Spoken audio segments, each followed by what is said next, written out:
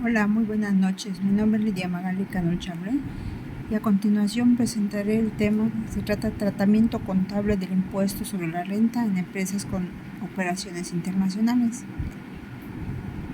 Como podemos ver, este tema nos dice que de acuerdo con los estándares internacionales, el impuesto a las ganancias se conoce en dos momentos diferentes: impuestos corrientes y los impuestos diferidos.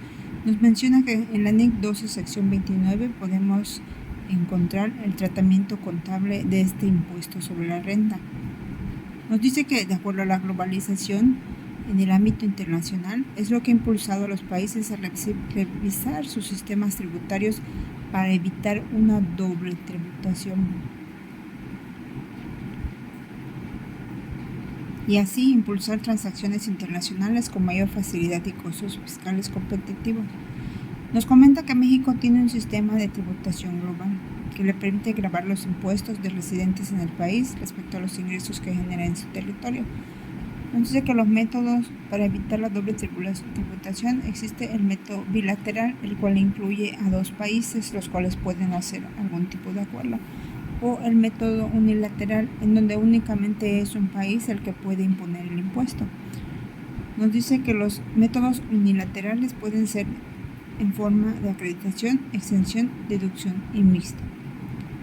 También debemos saber que si existe algún tratado internacional, nos puede indicar en dónde pagas, de qué forma y las tasas aplicables.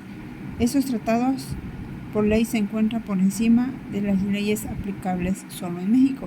Esto quiere decir que si existe algún tratado, debemos aplicarlo antes de aplicar solamente la ley del ISR específicamente para México, lo cual también nos traerá beneficios para realizar el pago. Nos dice que los impuestos directos abarcan el ISR en el artículo 1 de la ley del ISR, que marca a las personas que están obligadas, como son los residentes en México con establecimiento permanente en el país, residentes en el extranjero por ingresos de fuentes de riquezas en territorio nacional.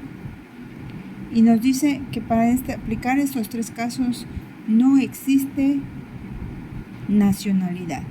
Esto quiere decir que únicamente se basa por la residencia fiscal.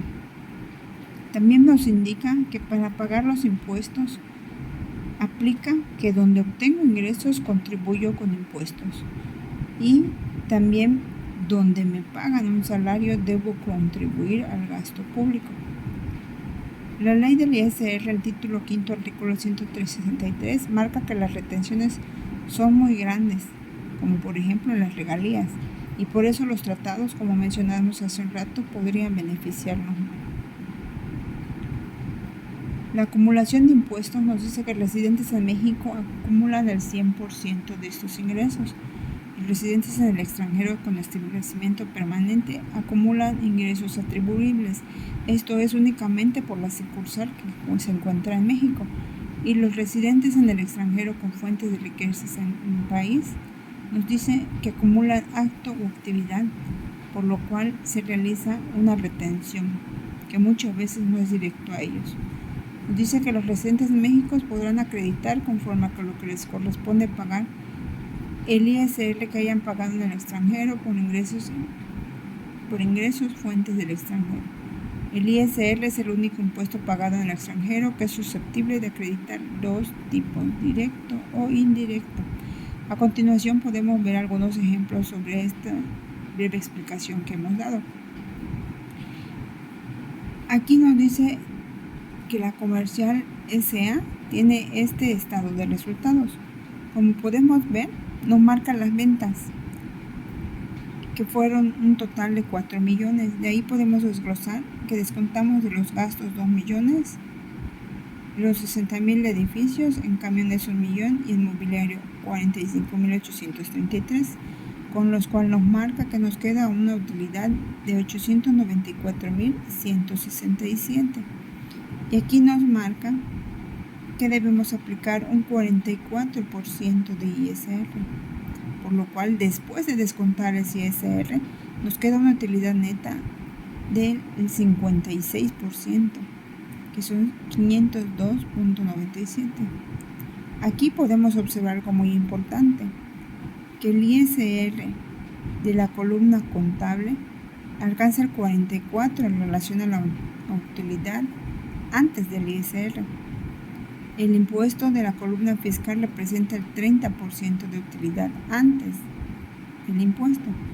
Esto quiere decir que la empresa está haciendo pagos anticipados del impuesto, porque debe aplicar fiscalmente el 30% y están aplicando un 44%. En el ejemplo 2 podemos ver un caso práctico de acreditación del ISR pagado en el extranjero por una persona moral. Como pueden ver, aquí se encuentran unos datos sobre Perú, Portugal y México, que es donde se pueden tener sucursales. Nos tiene los ingresos y nos dice que la tasa en Perú es del 32 y en Portugal del 28. Sumados los ingresos nos hacen 6.060.000, las deducciones 2.760.000, la base 3.300.000 y la tasa en México del 30%. Entonces, si nosotros aplicamos ese 30% a los 3.300.000, nos queda que tenemos 990.000. A esto le hacemos un descuento. El descuento aplicaría del 32% del impuesto de Perú y el 28% de Portugal, que son 512.000 en Perú y 280.000 en Portugal, me dan un total de 792.000. Y en esta resta nos dan 198.000, que es lo que aplicaría para México.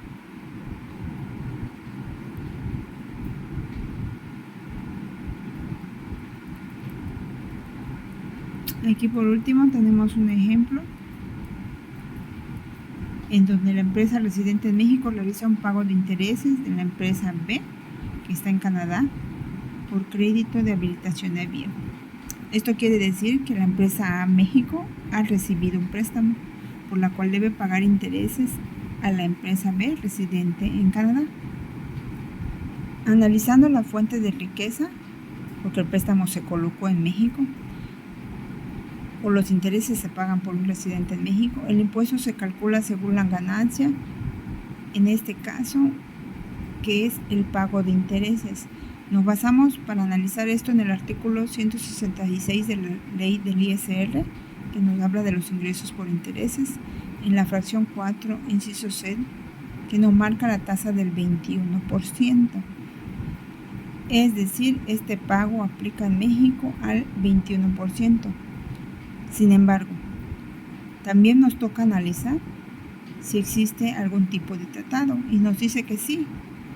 Para evitar la doble tributación, nos vamos a analizar que existe un tratado entre México y Canadá, el artículo 11, numeral 2, que afirma que los intereses pueden someterse a doble imposición. Esto quiere decir que ambos países pueden cobrar por ese interés, pero nos marca que el impuesto exigido no puede exceder el 10% del impuesto bruto de los intereses.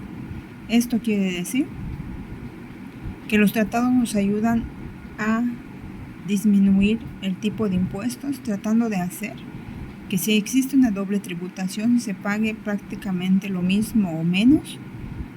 Por ejemplo, en este caso, al pagar el 10% en uno y el 10% en otro, haría el 20%, que es menos que pagar el 21% solo en México. Esto ha sido todo. Muy buenas noches.